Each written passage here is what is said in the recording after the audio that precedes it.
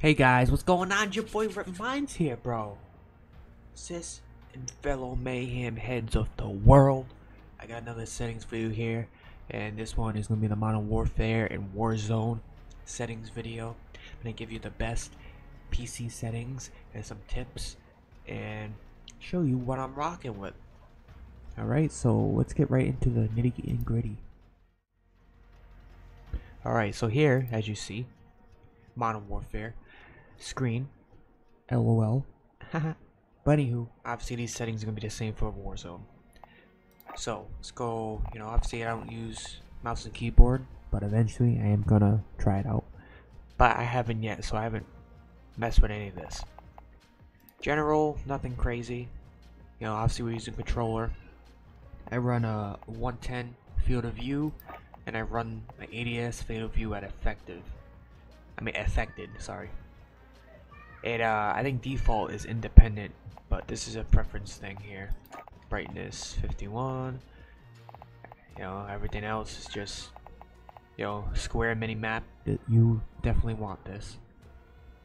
You see just a whole lot more, and that's just all my telemetry there. So the graphic settings. So I'm running full screen borderless because I run one PC setup with two monitors, so I can switch between. But you want to run full screen borderless or full screen. Otherwise you'll lose a good amount of frames running windowed or whatever. And your graphics card is obviously display adapter,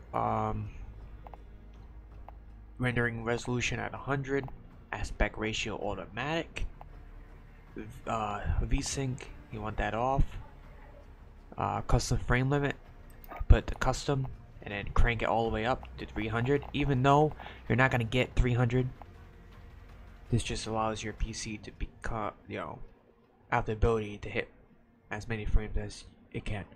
But if you have a problem, you can adjust it here to certain frames that you can't, you can't hit. Anyway, down lower we got the NVIDIA highlights. You want to disable this just so it's not recording a bunch of stuff in the background the whole time.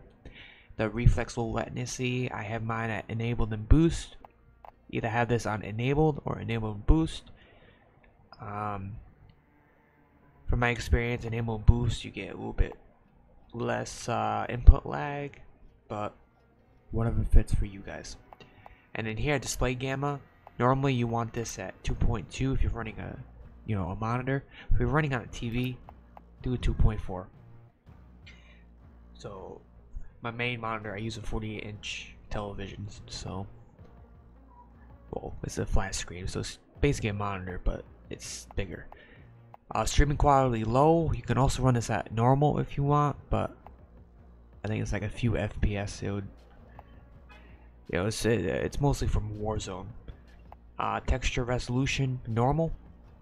Texture filter anastrophic high. Particle quality high. For some reason, particle quality, when you put this to high, it boosts your FPS. Not sure why. Bullet impacts and sprays on. This will help you, in game. Tessellation all. I've been experimenting with this on all and off. It just makes things pop a little bit more. But you could try this. I might actually try to keeping this off. I'm still going back and forth with that one, but everything else is gonna stay the same. Shadow map resolution, you want this down to all. This will, help you with FPS too, because shadows always in games are just performance hoggers. Cache spot shadows and sun shadows, you want these on. This will boost your FPS a little bit, because what it does is it's storing it's storing cache to speed up rendering for future frames, so it's just remembering what it's catching pretty much.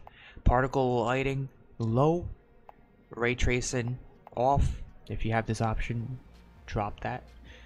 Ambient occlusion off. SSR off. Filmic strength, I have mine all the way down to 0. DLSS off. That's because right here I'm using anti-aliasing. I'm using the Filmic SMAA T2X. This thing is freaking amazing, but it does take up some FPS, so if you guys are having some problems, you could, you know, drop it down a little bit, even right here. But I love this. Depth of field disabled, motion blur, weapon blur disabled, film grain down to 0, and dynamic resolution, don't mess with that. And that's my graphics settings, everybody. Audio, I've been experimenting with boost low and boost high, but that's what I'm running here. On console, I used to use home theater, but this shit's way too loud on here. You know, I just adjusted these within OBS too, so it's balanced out. But yeah, I do this at 80. That's why everything's all weird. But let's see here. Controller.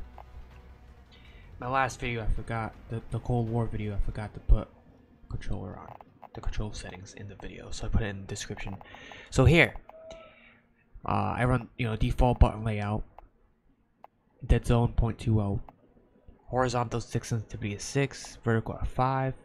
This is a different on console, but here I have that there.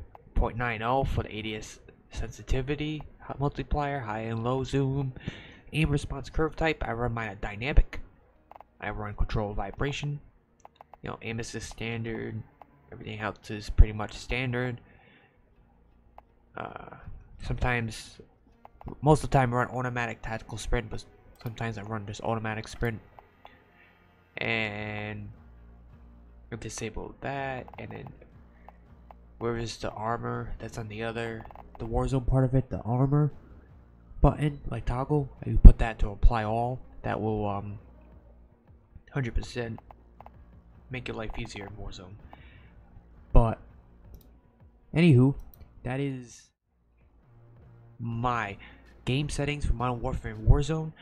I hope you guys enjoyed the video, and if this has helped you, please let me know. If you have any questions or anything, drop it down in comments. We read every comment, so please do so. Alright, thank you for tuning in. Have a great day. Keep up the mayhem.